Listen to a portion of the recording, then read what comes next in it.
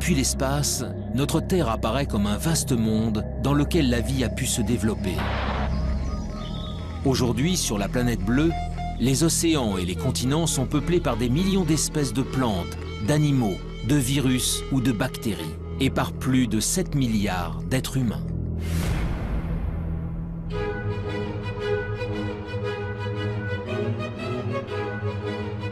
Mais dans l'immensité de l'univers, notre Terre n'est rien d'autre qu'un minuscule confetti. Loin, très loin de nous, se trouvent des milliards de galaxies, d'étoiles et de planètes. Alors, est-il possible que parmi ces mondes inconnus, situés à des années-lumière du nôtre, d'autres êtres vivants aient pu prospérer? La vie sur Terre serait-elle une exception, le fruit d'un hasard unique et singulier?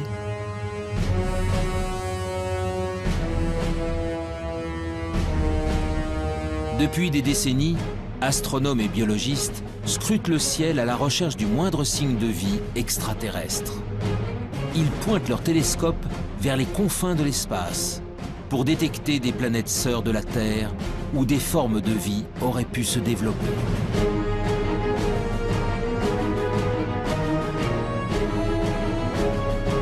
Dans le monde entier, des hommes et des femmes tentent de résoudre enfin l'une des plus grandes énigmes de l'humanité. Sommes-nous seuls dans l'univers?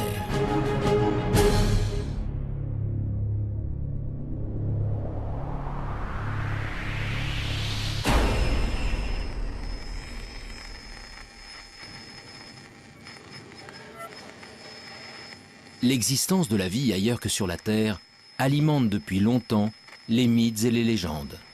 OVNI, extraterrestres, martiens.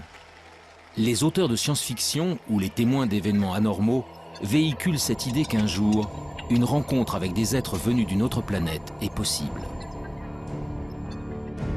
Pour découvrir si cette idée relève du fantasme ou de la réalité, c'est l'univers tout entier qu'il faudrait parvenir à explorer. Mais les énigmes qui l'entourent sont nombreuses. Créé lors du Big Bang il y a environ 13,5 milliards d'années, il est tellement vaste que nous n'en connaissons même pas les dimensions. À l'intérieur se trouveraient des centaines de milliards de galaxies, et dans ces galaxies, des centaines de milliards d'étoiles. Notre Soleil et les 8 planètes qui gravitent autour ne sont donc que quelques grains de poussière dans le cosmos. Alors, où commencer cette quête de la vie ailleurs? Dans quelle direction regarder? Et que chercher?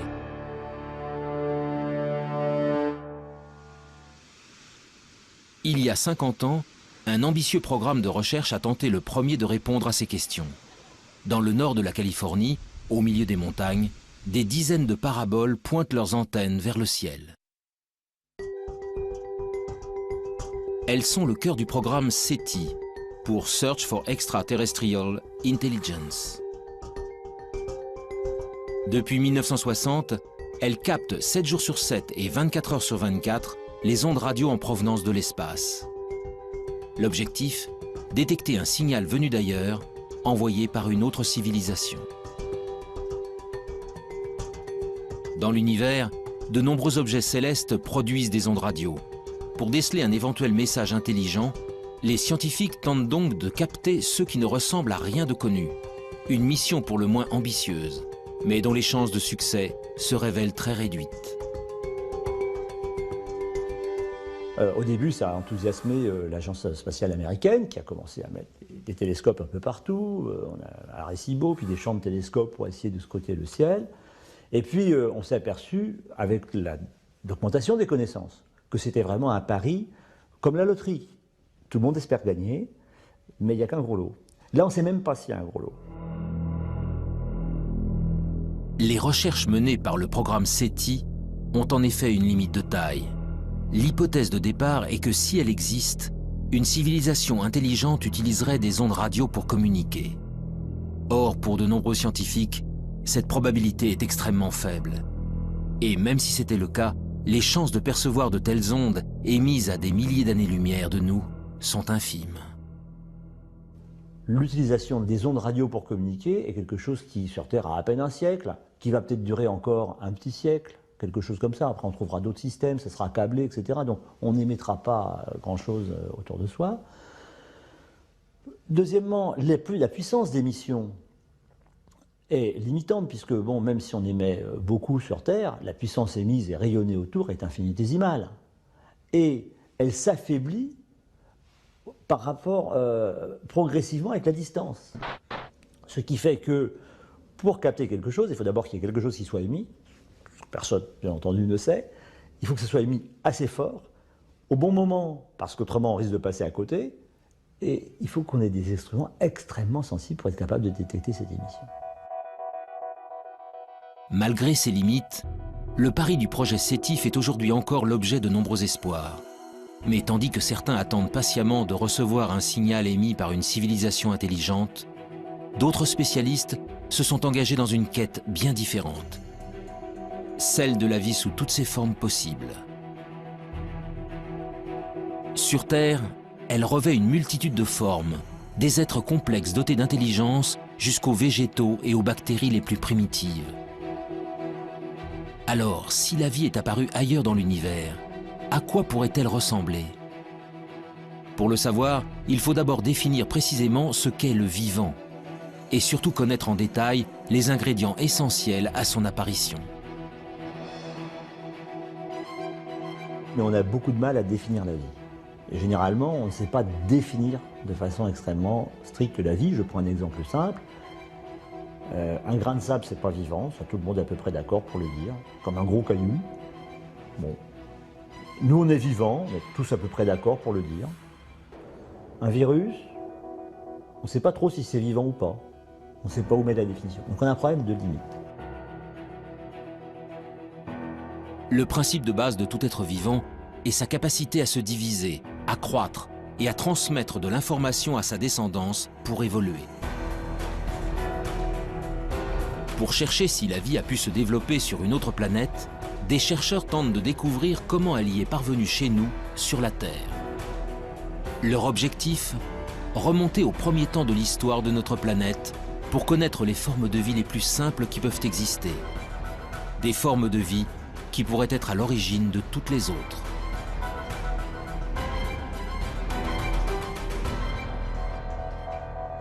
Nous sommes au Centre de biophysique moléculaire d'Orléans. Ici, la géologue Frances Westall et son équipe étudient d'étranges cailloux, des roches d'origine volcanique, vieilles de plusieurs milliards d'années. Dans les deux roches qu'on a ici, il y a une roche qui vient d'Australie. Elle est vieille de 3,5 milliards d'années et ce sont des cendres volcaniques qui ont été déposées en effet sur une plage. Cette roche-là, qui est très très lourde, vient d'Afrique du Sud. Elle est presque aussi vieille, 3,3 milliards d'années. Cette roche aussi, vous voyez, est laminée. Les laminations vert et noir, ce sont des laminations de sédiments, différents types de sédiments.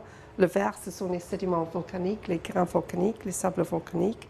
Et le noir, ce sont des concentrations de carbone, souvent liées à des tapis microbiens qui se sont formés à la surface des sédiments. Donc là, on ne voit absolument rien, mais je sais que ces roches sont bourrées de traces de vie. Des traces de vie. En d'autres termes, des micro-organismes primitifs et ancestraux. Voilà donc ce que contiendraient ces roches venues d'un autre âge.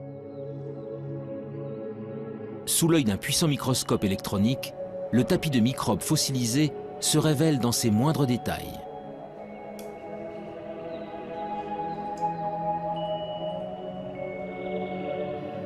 Oui, ici on voit tous les filaments qui ont formé la surface de ce tapis. Tous les filaments sont en orientation, comme ça. Comme si elles ont été entraînées dans un flux d'eau. Il s'est formé sur la plage, dans une petite ruisseau qui sortait d'une source hydrothermale. Et en effet, c'est l'écoulement de ces fluides riches en silice de la source hydrothermale qui a tué le tapis et l'a fossilisé. C'est le plus vieux tapis microbien vraiment bien préservé en 3 dimensions. Il n'existe pas un autre exemplaire au monde, pour le moment. Ces bactéries filamenteuses de quelques micromètres de long sont donc les êtres vivants les plus primitifs jamais découverts.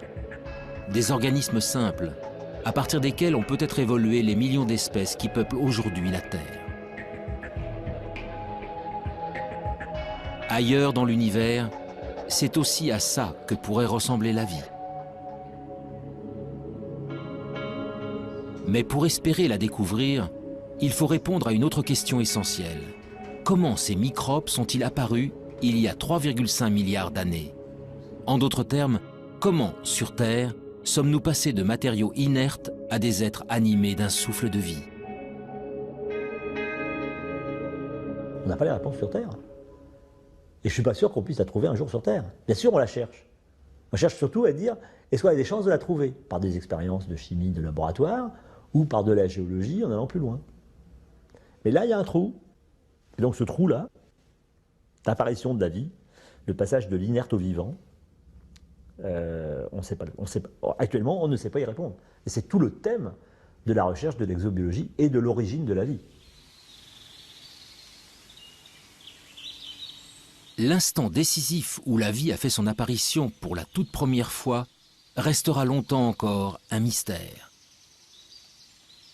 Mais depuis plusieurs décennies, les biologistes ont malgré tout avancé à pas de géant dans leur compréhension de l'émergence du vivant. Tout a commencé en 1953, avec une expérience inédite réalisée par Stanley Miller, un jeune chimiste de l'Université de Chicago. Stanley Miller a fait une expérience. Il a dit, je vais prendre des ingrédients, comme si c'était de l'atmosphère primitive, et puis je vais faire des décharges électriques dedans, et je vais voir ce qui se produit. Et c'est comme ça qu'il a fait une des premières démonstrations, et la première démonstration historique, qu'à partir d'éléments simples, le gaz carbonique, CO2, l'eau, H2O, l'ammoniac, NH3, ou l'azote, N2, donc des éléments simples, communs, etc., avec des éclairs électriques, en refroidissant, on était capable de produire des molécules comme celles qui fabriquent la vie telle que nous la connaissons, des acides aminés. Les acides aminés sont considérés comme les briques du vivant, des éléments primordiaux à la base de chaque organisme, du plus simple au plus complexe. Sur Terre, ils sont au nombre de 20. En s'assemblant les uns aux autres, ils forment les protéines, de longues molécules qui composent les cellules et assurent toutes les fonctions de l'organisme. Pour la première fois, Stanley Miller démontre que ces molécules peuvent se former spontanément à partir d'éléments simples. Du carbone, de l'hydrogène, de l'oxygène, de l'azote, du phosphore, du soufre. Des atomes présents partout à la surface de la Terre et qui réagissent entre eux lorsqu'ils sont soumis à un intense apport d'énergie. Il y a plus de 4 milliards d'années, les prémices de la vie sur notre planète seraient donc sans doute apparues ainsi. Mais alors, ce même phénomène a-t-il pu se produire ailleurs dans l'univers? D'autres astres ont-ils un jour été le siège de telles réactions chimiques? Le 28 septembre 1969, une météorite s'écrase dans le sud de l'Australie. Baptisée météorite de Murchison, du nom du village voisin, ce caillou tombé du ciel va révolutionner notre conception des origines de la vie. Dans la météorite de Murchison, on a trouvé 70 acides aminés différents. Donc ils ne sont pas terrestres. Ils ont été produits chimiquement quelque part. Des acides aminés semblent donc pouvoir être fabriqués ailleurs que sur Terre. Pour découvrir où dans l'univers de telles réactions chimiques auraient pu se produire, direction la région parisienne, au sein du prestigieux Institut d'astrophysique spatiale.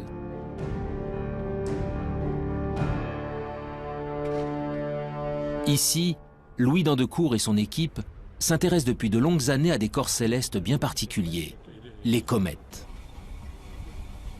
En ce qui concerne les comètes, eh bien disons, ce sont au moment de la formation des planètes, tout ne s'est pas formé en planètes, il est resté énormément de micro-planètes qui ne se sont pas complètement formées, qui se sont agrégées.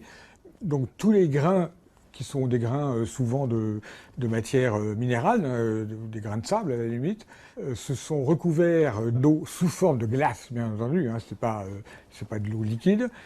Et ces objets, quand ils se rapprochent près du Soleil, la glace fond, elle pousse les poussières qui se sont agglomérées au départ, et c'est ces poussières qui font qu'on voit une très belle queue sur les comètes. Ces agrégats de roches venus du fond des âges, Louis d'Andecourt tente d'en reproduire la structure dans son laboratoire. Son objectif, savoir si, au cœur des astres glacés se cachent, comme sur certaines météorites, les briques essentielles à l'apparition de la vie.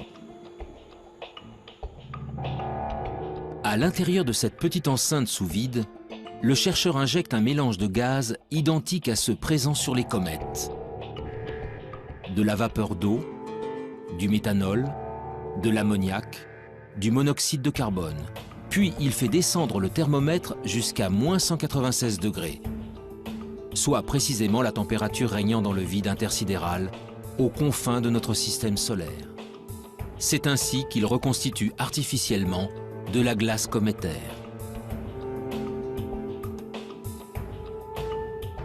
Pendant 2 semaines, le mélange est bombardé par des rayons UV. Un rayonnement puissant qui équivaut à l'intensité émise par la lumière des étoiles pendant 1 million d'années.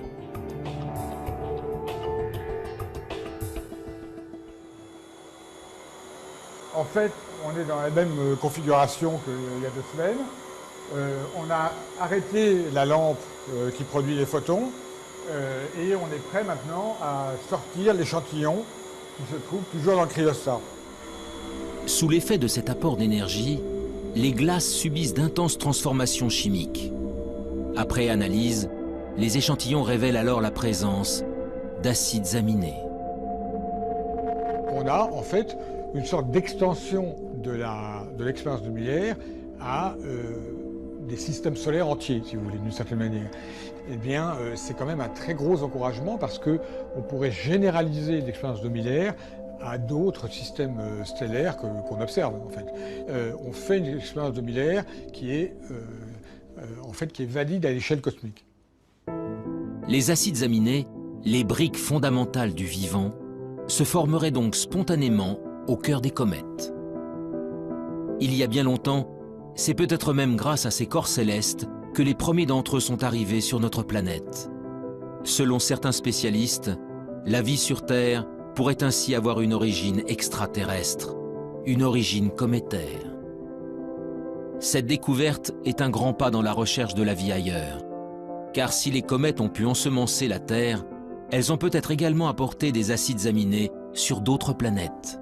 Les premiers ingrédients indispensables à la vie pourraient donc se trouver n'importe où dans l'univers.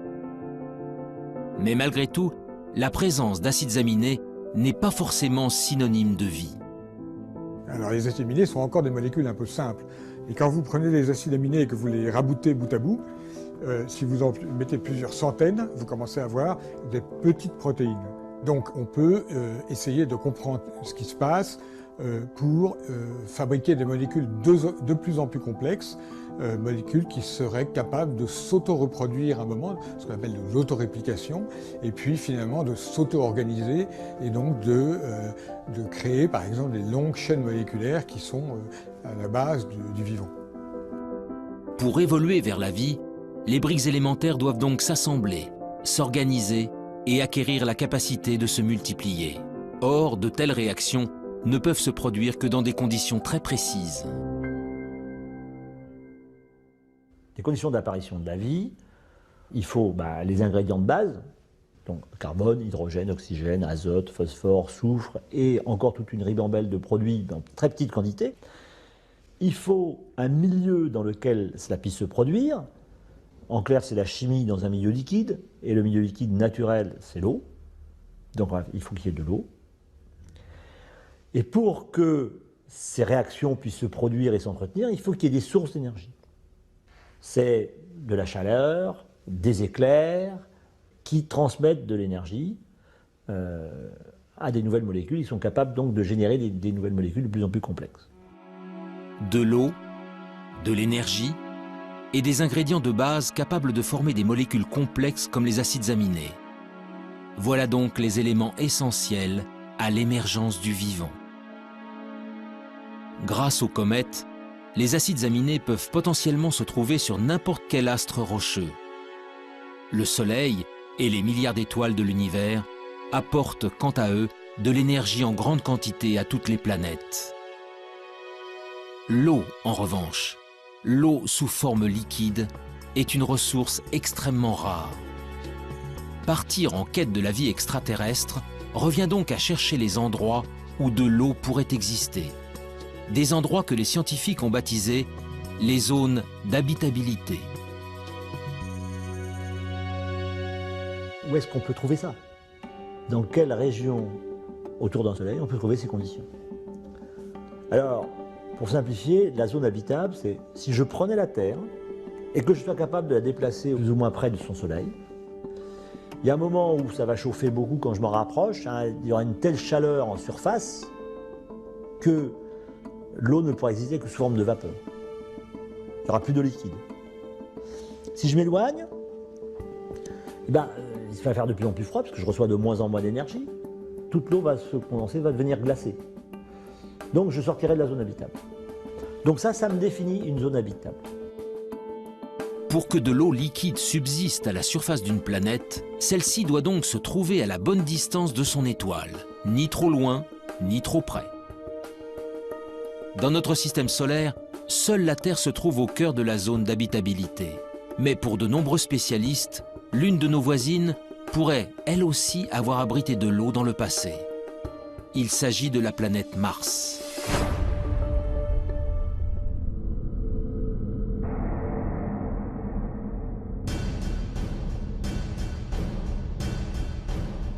Aujourd'hui, Mars est un désert hostile et froid.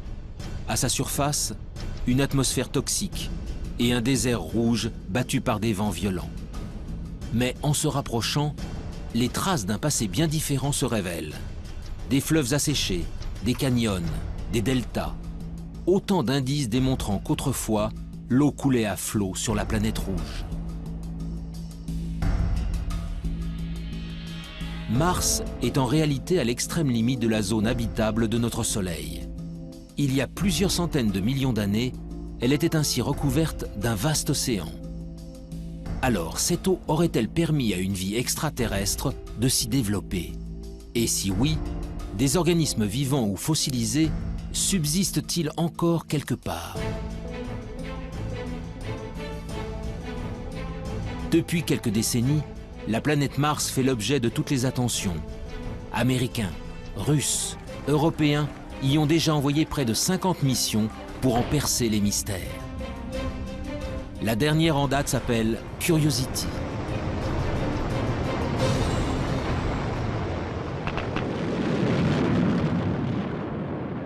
Curiosity, donc c'est un véhicule important, 900 kg, une bonne quinzaine d'instruments dessus pour faire des observations, des analyses, des mesures de climat, etc. Donc c'est un engin extrêmement complexe.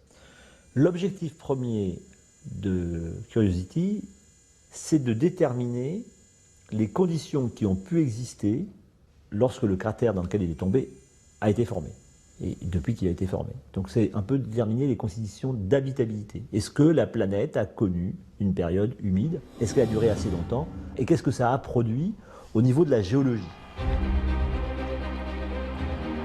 Le rover Curiosity est commandé à distance par des équipes de la NASA en Californie. Mais en France, toutes les nuits, des scientifiques travaillent en temps réel avec leurs homologues américains.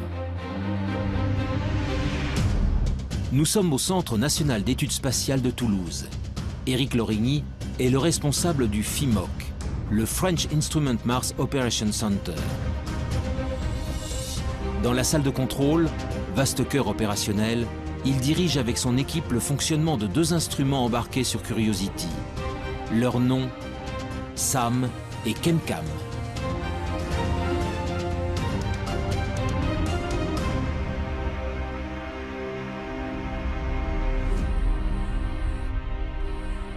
L'instrument ChemCam est un instrument qui envoie un laser sur des roches Donc il envoie la puissance d'une centrale nucléaire sur 1 cm². Donc ça crée une explosion momentanée, mais très petite, sur la roche. Ça la met en fusion et la lumière émise par cette roche en fusion est analysée ensuite par des spectromètres qui permettent de savoir exactement la nature de la roche. L'instrument SAM, il analyse, donc il récupère des échantillons et il peut analyser soit de l'atmosphère, soit des échantillons solides et après déterminer là très finement la nature exacte de ce qu'il y a à l'intérieur de ces roches ou de cette atmosphère.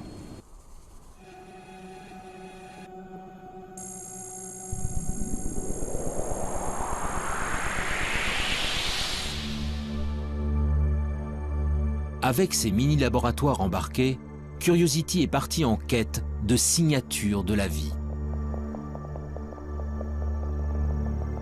Très vite, ses premières analyses confirment que de l'eau a bel et bien coulé autrefois à la surface de la planète rouge.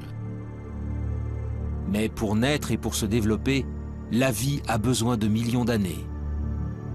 Alors, le précieux liquide est-il resté suffisamment longtemps? Pour le savoir, Curiosity a déployé son bras robotisé pour creuser le sol martien.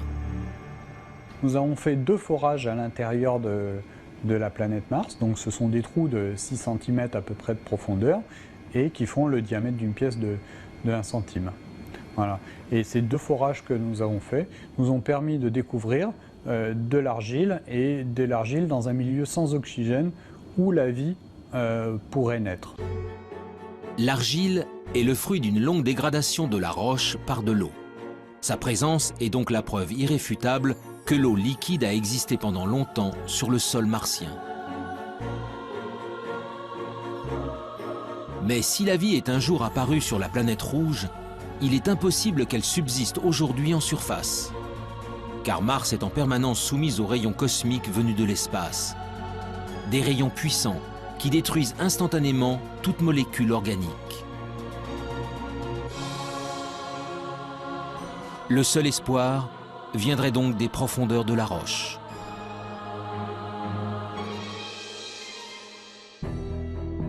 Le 8 février 2013, à quelques centimètres sous la surface, Curiosity a mis en évidence la présence d'un monde plus hospitalier. Des roches gris-vert, non oxydées, bien à l'abri des rayonnements nocifs. Pour l'heure, le rover n'y a décelé aucune trace de vie, ni même d'acides aminés. Mais ces premiers indices ont encouragé les scientifiques à poursuivre leur quête. Bientôt, un nouveau robot encore plus performant prendra la relève de Curiosity. Son nom, ExoMars. Développé par l'Agence spatiale européenne, son lancement en direction de Mars est prévu pour 2018. Mais cela fait déjà 10 ans que les chercheurs du Centre d'études spatiales de Toulouse travaillent à la fabrication de ce rover à la pointe de la technologie. Le planétologue Pierre-William Bousquet est à la tête des opérations. On considère que la vie, si elle existe encore dans le sous-sol, doit être au moins enfouie à 1 mètre, 1 mètre 50. Donc Curiosity, sa foreuse ne permet pas d'aller aussi profondément.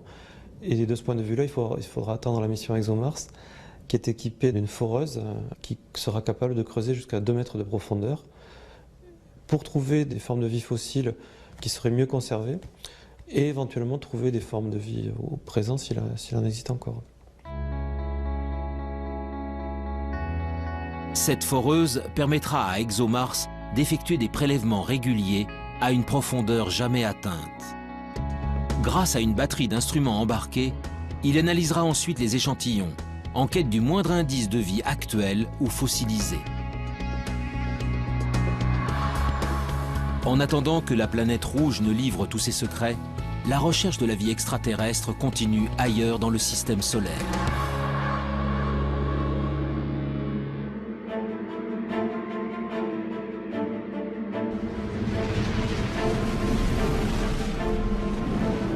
Au-delà de Mars, les planètes rocheuses cèdent la place aux géantes gazeuses.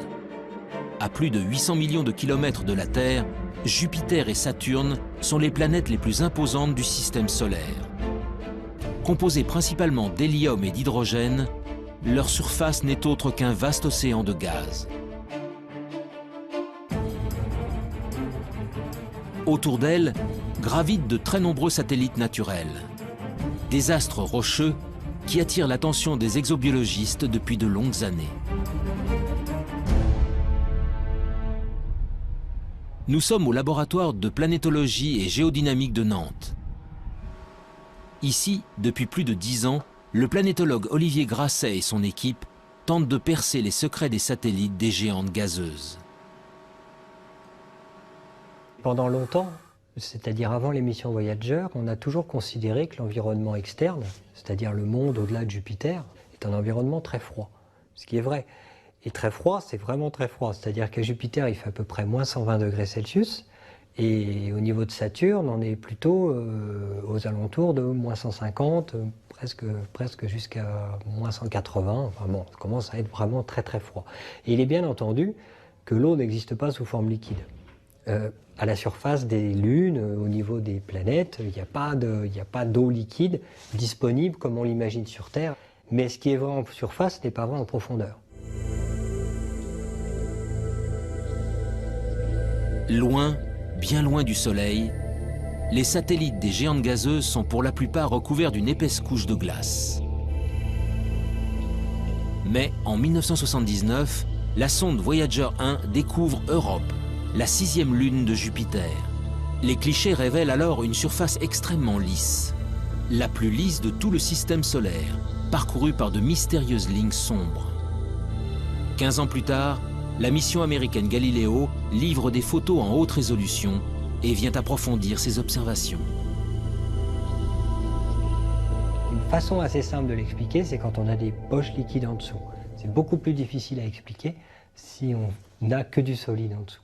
Il y a aussi des très grandes fractures, plusieurs milliers de kilomètres à la surface. Et ces fractures, en fait, on a pu voir qu'elles n'étaient pas faites de glace pure, mais qu'elles étaient faites avec un mélange de glace et de sel. Donc ça, c'est évidemment quelque chose qui très rapidement nous a fait penser, en dessous, il y a peut-être un océan liquide avec des sels, un océan salé. Parce que si à un moment je casse la croûte, l'océan salé remonte et puis ce qui va me rester, c'est cette signature de sel le long des lignes. En 1997, la mission Cassini s'envole à son tour pour explorer le système de Saturne. Et là encore, une lune au comportement exceptionnel va mettre en émoi la communauté scientifique. Son nom, Encelade. Jusqu'à la mission Cassini, Encelade est une lune parmi tant d'autres.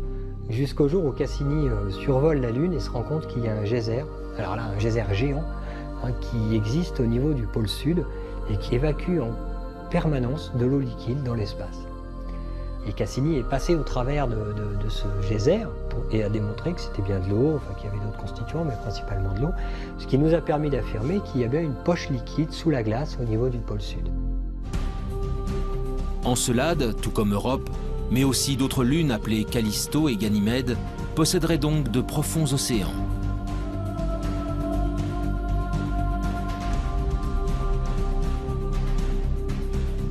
Mais cette eau est enfouie sous des kilomètres de glace dans l'obscurité la plus totale. Dès lors, peut-elle malgré tout héberger des êtres vivants? Sans aucun apport de lumière, la vie est-elle capable de subsister? En parallèle à l'exploration spatiale, on a poursuivi avec des moyens nouveaux l'exploration de la Terre, d'autres disciplines scientifiques. Et ils ont découvert qu'il y avait des organismes, des micro-organismes essentiellement, mais même des organismes supérieurs, qui vivaient dans des conditions tout à fait particulières. Et ils ont appelé ça des extrémophiles. Donc ça voulait dire que la vie aurait pu exister et se développer sur ces corps célestes dans des conditions beaucoup plus larges que les conditions physiques qu'on connaissait au départ sur la Terre. Pour les spécialistes, ces organismes ultra résistants seraient donc capables de survivre dans les océans enfouis des satellites glacés. Mais pour que de telles formes de vie apparaissent, un autre élément se révèle essentiel. Cette eau liquide doit être en contact avec des roches, de la matière minérale, susceptible d'apporter les molécules de base à la chimie du vivant. Une nouvelle question s'est alors posée aux scientifiques. Ces océans profonds reposent-ils bel et bien sur un fond rocheux? Après de nombreux calculs, la réponse est apparue. Pour Ganymède et Callisto, cela est impossible. En fait, ces lunes sont vraiment très grosses. Et l'hydrosphère, c'est-à-dire la glace plus l'eau liquide, c'est jusqu'à 700 km d'épaisseur avant de trouver les roches. Et donc en fait, les océans dont on parle, qui sont sous la glace, ne sont pas sous toute la glace, ils sont juste sous la glace de surface. Mais ils ne sont pas non plus en contact avec les roches. Ils sont perchés, ils sont en sandwich en fait, entre de la glace au-dessus et de la glace en dessous. Europe et Encelade, en revanche, sont des astres beaucoup plus petits. Leurs caractéristiques se révèlent ainsi beaucoup plus intéressantes. Quand je m'enfonce, je vais traverser de l'eau sur 100 km à peu près. Puis je vais trouver des roches sur, on ne sait pas exactement, mais 800 km, 900 km. Alors ces 100 km d'eau sont en fait à séparer en deux entités. Il y a la croûte de glace, parce qu'il fait extrêmement froid en surface, donc forcément il y a de la glace. Et puis, quelques kilomètres en dessous, ou quelques dizaines de kilomètres en dessous, on va trouver de l'eau liquide. Cette eau liquide, elle, va être en contact avec les roches. Sur Europe et Encelade, tous les ingrédients semblent réunis pour que la vie puisse se développer.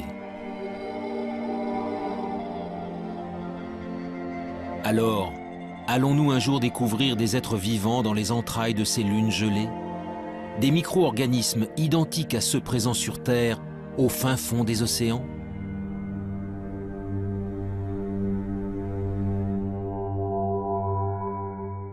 Alors les exobiologistes, il y en a déjà qui sont prêts à aller creuser un trou et à lancer la pêche à la ligne ou au filet pour ramasser une sirène. Hein. Ça, bon. Mais bon, on ne va pas lancer tout de suite le pêcheur. Hein. Pour deux raisons. La première, c'est qu'on va confirmer l'océan, on va essayer de le caractériser. Et puis, le trou, il faut quand même percer profond parce qu'on ne sait pas si entre 5, 10, 18, 20, 100 km d'épaisseur de glace. Sur Terre, l'épaisseur de glace la plus grosse qu'on connaisse, c'est 3 km au pôle sud. Bon, donc 100 km de glace, même 10 km de glace, ça fait beaucoup à trouver quand même. Puis dessous, il y a un petit océan qui fait 10, 20, 100, 1000 km de profondeur. Et c'est pas facile d'y aller. Donc avant d'aller analyser sous de la glace, on a le temps. D'autres missions d'observation seront lancées dans les prochaines décennies pour mieux connaître les satellites de Jupiter et de Saturne. Ce n'est qu'après que l'homme ira y creuser pour découvrir enfin si nous sommes vraiment seuls dans le système solaire.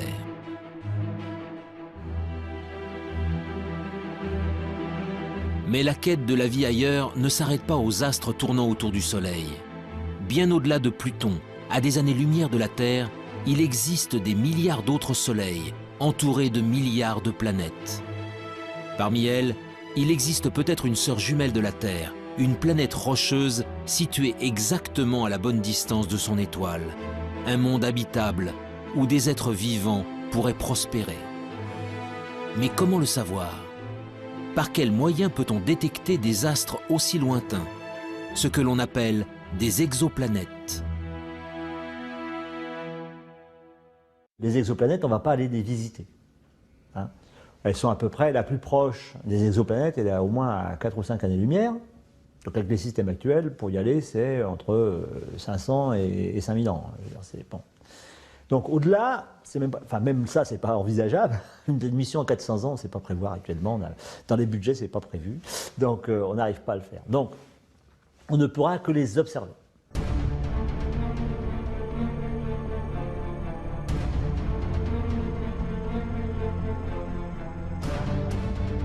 Depuis plus de 10 ans, les astronomes du monde entier pointent donc leurs télescopes vers les confins de la galaxie.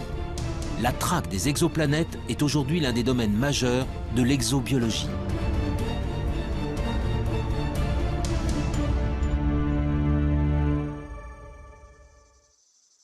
Dans le sud de la France, à l'Observatoire de Haute-Provence, Rodrigo Diaz et son équipe s'apprêtent à passer une nuit entière à observer les étoiles. Donc là, on vient de commencer à observer une étoile sur laquelle on soupçonne qu'il y a des compagnons planétaires. C'est une étoile assez proche, qui a à peine 25 années-lumière de la Terre. La recherche d'exoplanètes est un travail de longue haleine. À de telles distances, noyées dans le halo de lumière émis par leur étoile, elles sont en effet parfaitement invisibles. Elles ne peuvent donc être détectées que de manière indirecte.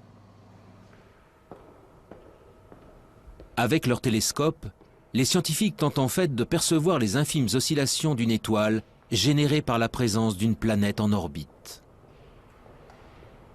Entonces, la présence d'un objet en orbite La présence d'une planète en orbite provoque un mouvement de l'étoile. Et c'est ce mouvement que nous essayons de détecter avec ces instruments. Cela nous permet de prouver la présence d'une planète en orbite.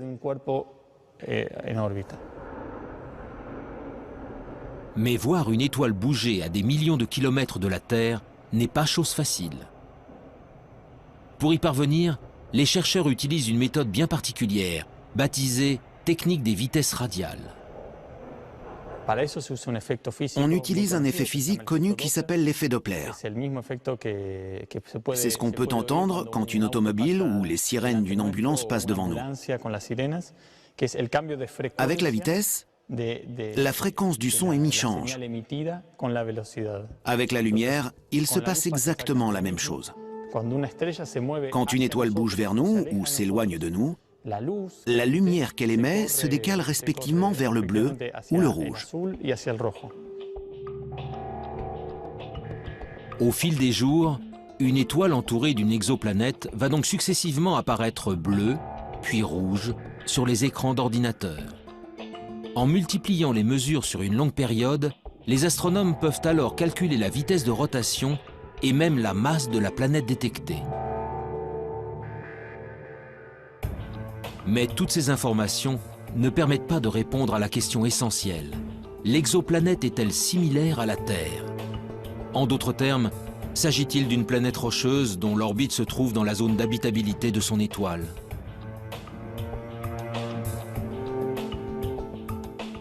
Pour le savoir, il faut recourir à une autre méthode d'observation et s'extraire de l'atmosphère terrestre qui trouble la vision.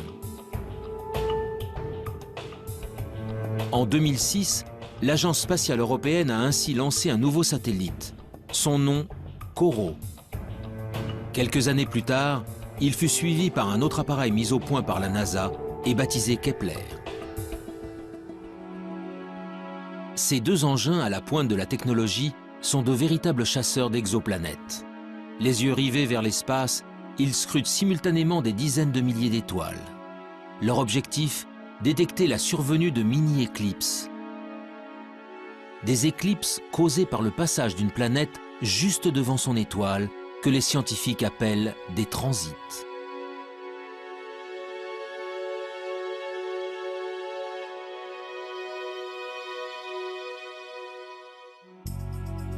En combinant les données obtenues par les satellites à celles recueillies depuis le sol, les scientifiques peuvent alors mieux connaître la nature des planètes détectées.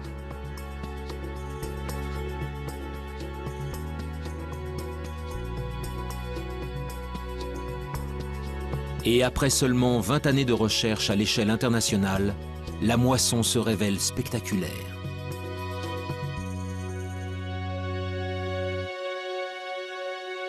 Donc actuellement, on a détecté, alors ça change tous les jours, mais on est à 888 planètes extrasolaires.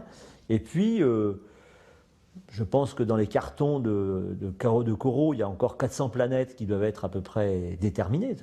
On soupçonne qu'elles existent, mais elles ne sont pas formellement démontrées. Et pour Kepler, on doit être autour de 1500 planètes dont on attend de pouvoir confirmer, parce qu'il faut différentes méthodes pour confirmer.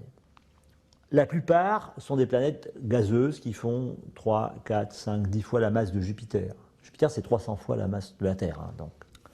Par la méthode des transits et par d'autres méthodes, on a réussi à détecter des planètes qui font à peu près 10 fois la masse terrestre. Donc on a découvert des planètes qui étaient telluriques, rocheuses. Parmi la multitude d'astres décelés, une douzaine de planètes rocheuses suscitent un intérêt tout particulier. Gliese 581G, Kepler 62e, HD 40307G. Derrière ces noms presque imprononçables, se cachent des planètes situées selon toute vraisemblance au cœur de la zone d'habitabilité de leur étoile. Aux confins de la galaxie, ces cousines de la Terre possèdent donc peut-être une atmosphère, un océan d'eau liquide et tous les ingrédients nécessaires à la vie.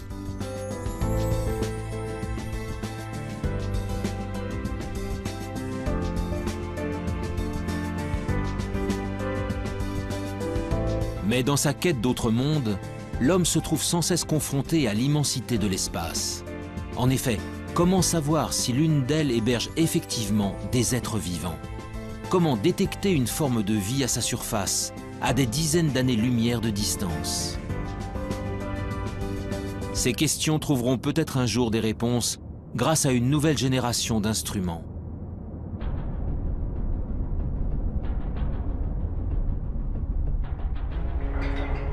Depuis plusieurs années, l'Agence spatiale européenne s'est lancée dans la construction d'un télescope hors du commun.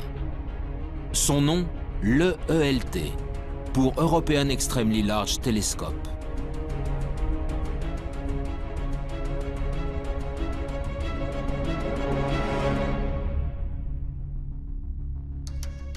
Avec son miroir de 39 mètres de diamètre, il sera 10 fois plus sensible que les télescopes actuels. Sa mise en service n'est pas prévue avant 2020. En attendant, les scientifiques européens s'activent pour construire et assembler chacun des 800 segments qui composeront le gigantesque miroir.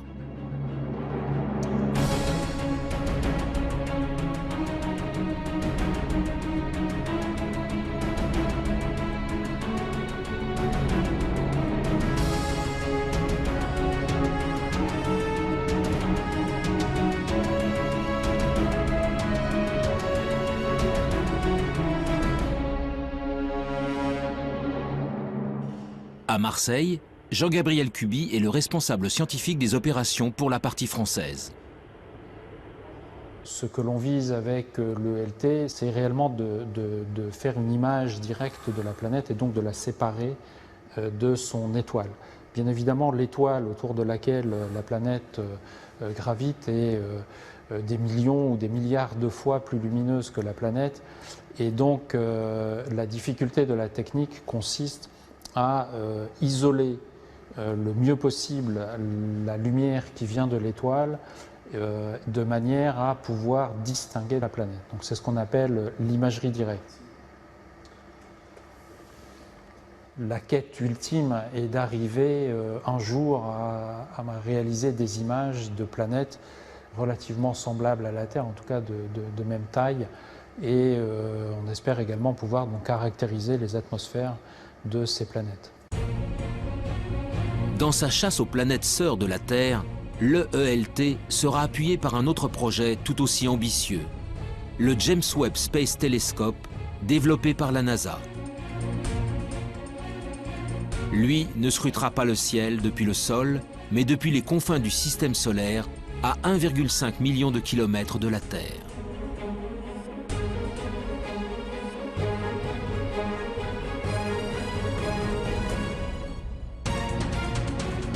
Son lancement n'aura pas lieu avant 2018. Mais déjà, les spécialistes s'enthousiasment devant le pouvoir offert par ce géant du ciel. C'est notamment le cas de Pierre-Olivier Lagage, responsable du service d'astrophysique du commissariat à l'énergie atomique. Grâce à un grand télescope, on peut aller voir ce qui se passe vraiment tout près d'étoiles dans son proche environnement, notamment regarder leur atmosphère, voir quelle est la composition chimique. On pourra même voir s'il y a des vents dans ces atmosphères d'exoplanètes. Alors évidemment, on commencera par les plus grosses, les géantes, plus faciles à observer, mais aussi on essaiera d'observer les atmosphères de super-Terre, et si jamais on a de la chance, eh bien, on cherchera des signatures biologiques dans ces atmosphères, type ozone, oxygène. Les signatures biologiques sont des gaz ne pouvant être produits que par des êtres vivants. L'ozone et l'oxygène, par exemple, appartiennent à cette catégorie. Si un jour le James Webb Space Telescope ou l'EELT parviennent à en détecter, si leurs observations sont confirmées et irréfutables, alors nous pourrons enfin dire que nous ne sommes pas seuls dans l'univers.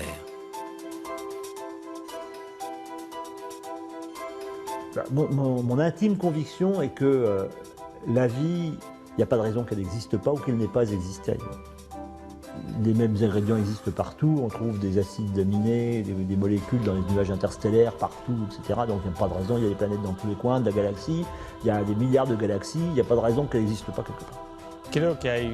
Je crois qu'il y a beaucoup de possibilités et qu'une réponse au moins préliminaire à cette question, à la question de savoir si nous sommes seuls dans l'univers, peut être donnée dans un temps relativement court, c'est-à-dire 20 ou 30 ans. Des problèmes majeurs sur lesquels on va tomber dans les 20 prochaines années. Après, la science évoluera d'elle-même, je veux dire. Mais c'est quand même la possibilité de reconnaître de la vie. Et ça, c'est vraiment très difficile parce que rien ne dit qu'on soit capable de reconnaître une vie qui soit trop différente de la nôtre. Après, bon, si on trouve des êtres communicants, ça sera une autre histoire, évidemment. Mais je ne pense pas qu'on les trouvera, ceux-là. Si on les trouve, c'est qu'ils seront venus à nous. Ils seraient venus à nous. Après des décennies de recherche, la quête de la vie ailleurs est encore loin d'être terminée. Animés par leurs convictions sans faille, les scientifiques continuent de scruter le ciel, encore et encore. Un jour, quelque part dans l'immensité de l'espace, d'autres êtres vivants seront peut-être enfin découverts. Si cela arrive, la Terre, notre Terre, ne serait alors plus un joyau solitaire, mais une planète parmi d'autres abritant la vie dans l'univers.